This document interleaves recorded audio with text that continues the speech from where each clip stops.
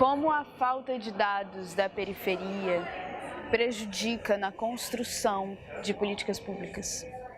Bom, eu acho que a gente só vai conseguir pensar uma democracia plena para as cidades e para o país quando a gente tiver diversidade nas decisões políticas. Isso quer dizer gerar dados sobre as periferias do Brasil. A gente não tem esses dados formulados e sistematizados ainda pelo poder público e é fundamental que a gente, enquanto sociedade civil, não só discuta esse problema via lei de acesso à informação ou via debate sobre geração de dados, mas que a gente também consiga se capacitar para produzir dados e narrativas sobre nós mesmos para disputar não só a política, mas também a comunicação sobre os nossos territórios. Então, eu acho que pensar 2018 a partir dessa perspectiva da periferia é pensar na diversidade de ações afirmativas e políticas dentro da estrutura e também a partir da sociedade, na geração de dados e no debate sobre os dados já produzidos no Brasil sobre a periferia. Amara, como que a gente pode pensar cidades mais acessíveis para pessoas trans?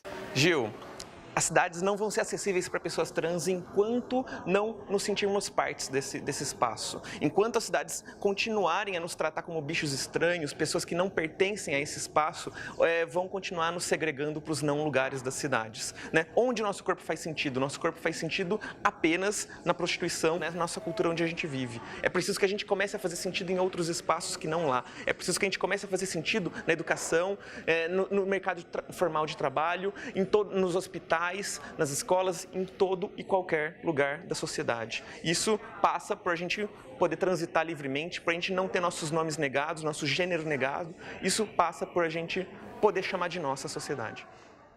Lúcia, fala pra gente sobre quanto a maior representatividade política de mulheres pode fazer avançar a democracia brasileira. A representação das mulheres e das diferentes mulheres é fundamental para o convívio e a produção de direitos e de processos sociais que melhorem a democracia brasileira.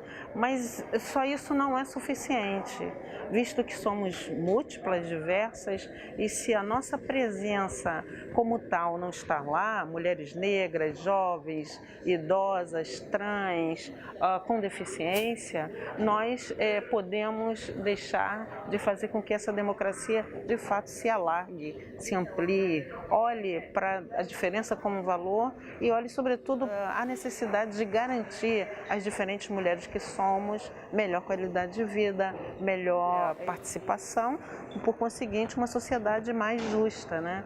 Isso também não quer dizer que todas nós faremos esse trabalho, mas se eu, mulher negra, não conseguir incorporar as dinâmicas que enfrentam mulheres trans, que enfrentam mulheres com deficiência, que enfrentam mulheres com agravos à saúde e não puder trazer para esse contexto de aperfeiçoamento da democracia, de consolidação da democracia, também essas demandas, também esses interesses, isso significa que a minha participação será ainda presa à dinâmica do desvalor, à dinâmica da inferioridade, à dinâmica da subordinação.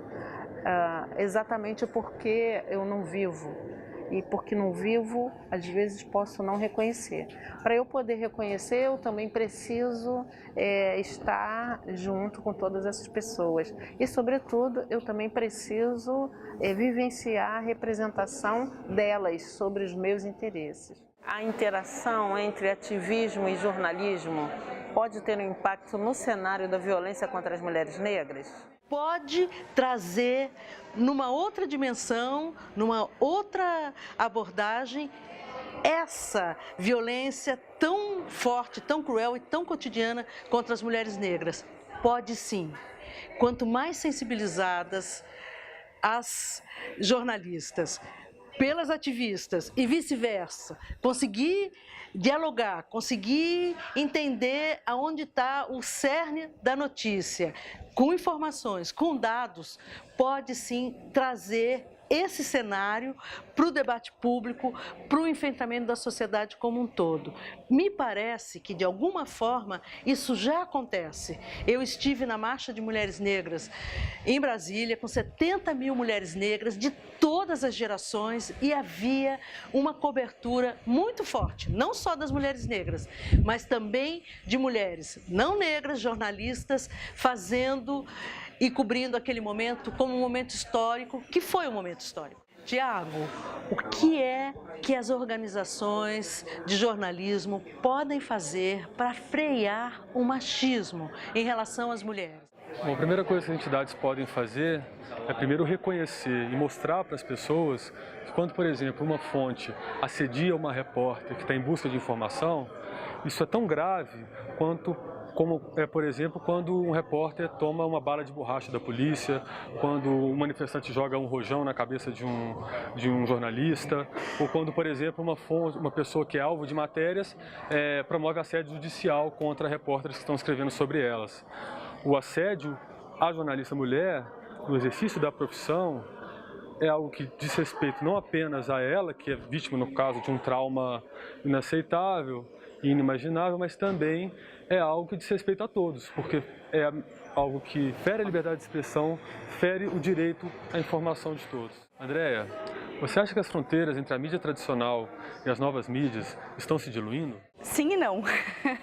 Eu acho que as fronteiras estão se diluindo no sentido de que a mídia tradicional está trazendo, por exemplo, reportagens e dados produzidos pela mídia independente. Então, acho que a mídia tradicional está se abrindo um pouco mais para o que está sendo produzido na mídia independente. Por um lado, isso é o sim. Acho que, por outro, essas fronteiras tendem a aumentar cada vez mais quando a gente pensa em modelo de negócios, porque a mídia independente está pensando em como distribuir a informação de forma democrática, de forma gratuita.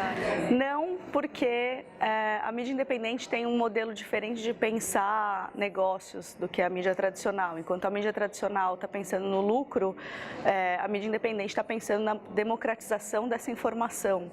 Então aí eu acho que as barreiras tendem a aumentar e crescer, e acho que o conteúdo produzido a partir disso tende a ser muito diferente um do outro.